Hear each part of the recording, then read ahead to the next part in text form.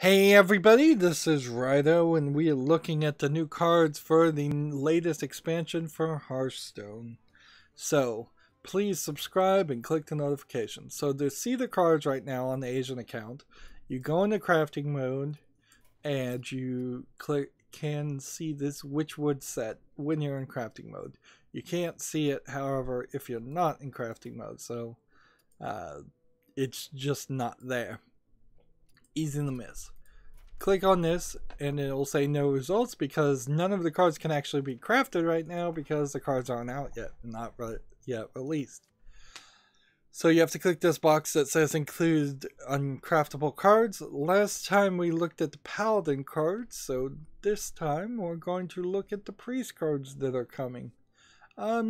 So far I've found one card that's really stuck in my mind, and all the others feel like they're just filling in gaps, which is fine. That just is okay, I guess. Maybe the next expansion will be more exciting, or maybe I'll find a bunch of exciting cards in the neutral cards, which, you know, that would be very good if all the exciting cards were in neutral anyways. It could be argued that all these class specific cards are a waste of time, and they shouldn't exist at all. Just put everything in neutral. Anyways, the first card we have, we're starting off strong with a legendary minion, a 1 mana, 1 attack, 1 health beast minion called the Chameleos. He's a legendary because of this dragon frame, and also it says a legendary rarity. Each turn that this is in your hand, transform it into a card your opponent is holding. Interesting. So he's like a chameleon. So there already was a card that would transform into a random spell for each turn that it was in your hand. But this is the first card, I believe, that will transform into a random minion. Or spell. Or weapon, I suppose, too. So it could just be anything your opponent's holding. In a crazy way, this feels like a card that would be very, very useful for a esports pro Hearthstone player. Because every turn you could see what's in your opponent's hand, potentially, and you could potentially play something that's in your opponent's hand. And for 1 card slot, and for it probably is worth playing. I imagine it's not as helpful playing if you're just playing against random people who have random garbage in their hand. And it's probably not as helpful if you are a person who doesn't have much of a strategy, or at least ideas on how to counteract certain cards. Or you don't have cards that can counteract certain cards. So this feels like a very high level card. I guess that's cool. I'm not sure how much play it's really going to get for a normal player though. Next we have a 2 mana spell called the Divine Hymn. Restores 6 health to all friendly characters. That seems rather high for a priest card. Like, we already have a decent amount of spell cards that heal. To have one that restores 6 health to every minion and your own hero, every minion on your side and your own hero, for such a cheap amount is kind of ridiculously cheap. Oh well, I suppose. Next we have a 2 mana, 2 attack, 1 health creature minion called Squashing. It has Echo, which means that it can, after you play this 2 mana card, you can play a copy of it for another 2 mana. It has a battle cry to restore 2 health. I certainly could see this working very well in a priest deck.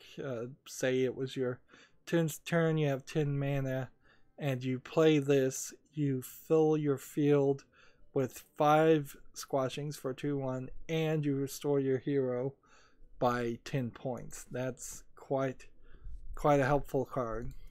A lot of these Echo cards feel like on the 10th turn they might have a lot more value than when they probably will get played, which is on the second or fourth turn. Next we have a 3-mana spell called Vivid Nightmare. Choose a friendly minion, summon a copy of it with 1 health remaining. This is a very useful card for the priest because it not only duplicates a card like the Light Spawn, but it gives you a great minion to heal instantly too. So say on the 5th turn I play this, I copy a minion and then heal it, and because I've healed a minion, the Light Spawn's ability would trigger to give it extra attack. Seems like Priest is going to get a buff in this new expansion. It also feels like Mage was getting a buff too, which seems pretty crazy and unnecessary. Next card we have is a 5-mana, 4-attack, 4-health minion called the Glitter Moth. It's a beast. Battlecry: if your deck has only odd cost cards, double the health of your other minions. Well, this is the first one of these, and we've seen, I think, in at least 3 out of the 6 character classes we've looked at, or the 5 character classes we've looked at. Yeah. This is the first card I've seen that says if you have odd cost cards only and it will do something. Does this actually feel like it would be worth designing a deck around that? If you're playing Light Spawn, not Light Spawn. Well, wait a minute. There's a problem with this. There is a priest card, but I believe it costs 4 mana that has its attack equal to its health. But then how would I play this and double his attack, because this battle cry wouldn't trigger then? Ooh, I do believe there's a trick here. Let's see. We'll come back here. All cards. So I need to confirm this. Let's see. You could certainly have Northshire Clark as this. This summons a Light Warden, which is what I was talking about before, not Light Spawns. So I bet the one that actually is called a Light Spawn. You couldn't have this to reduce spells, which would kind of suck. You can't have a Arcanine Soul Priest, which is very useful if you're trying to have odd cards. Here you go, Light Spawn, yes. Yeah, I was talking about Light Wardens before, not Light Spawns. So Light Warden would be by far the card that is most benefited by doubling its health. But it is 4 mana. So you can't have this in your deck and trigger that ability. And there's nothing else that works with that. So on the face of it, it's basically just a trick.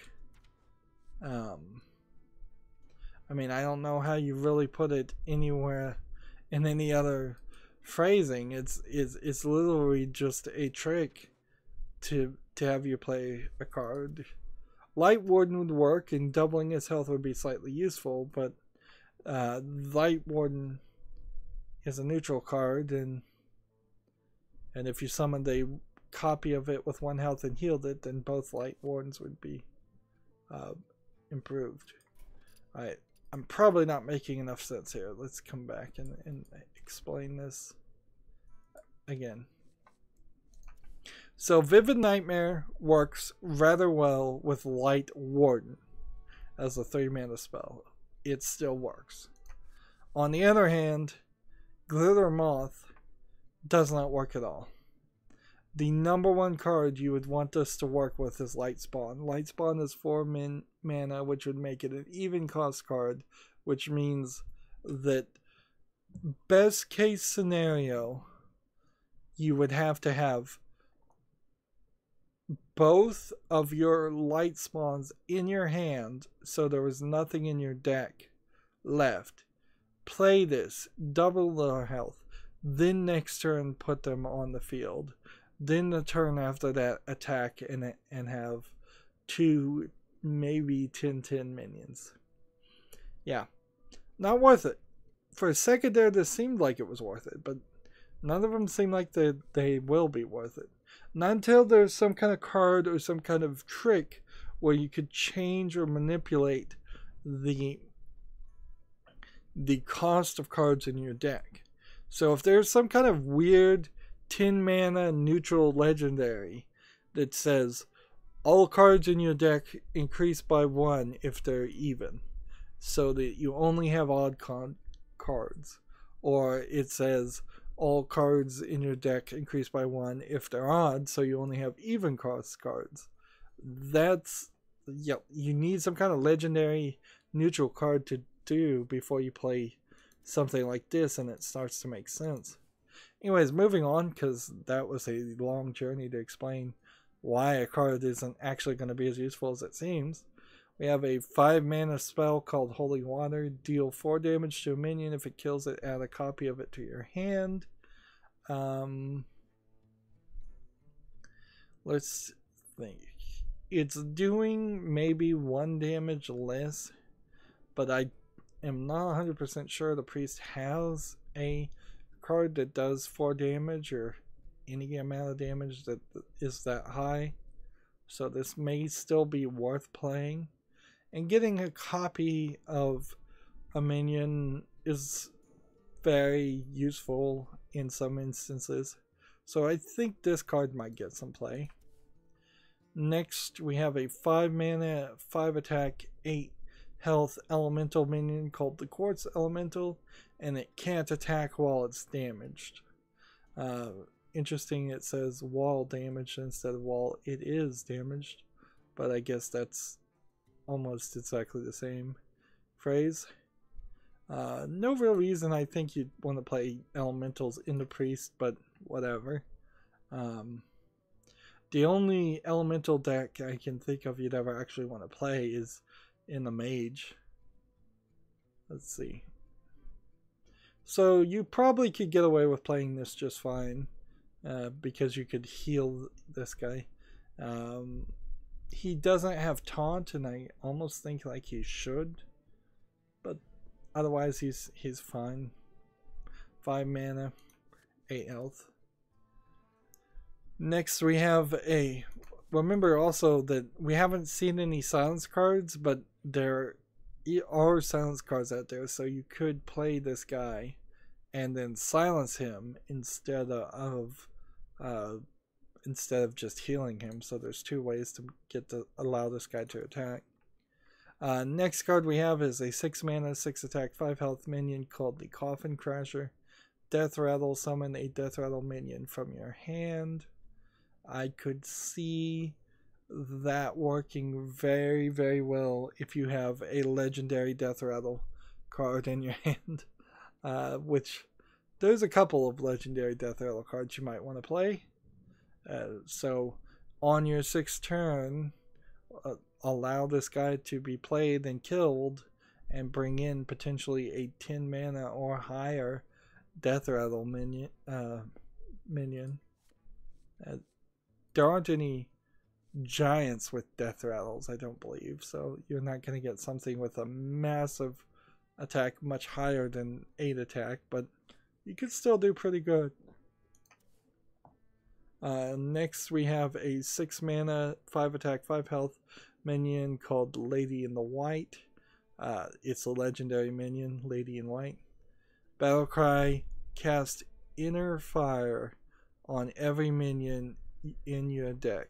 Set attack equals to health.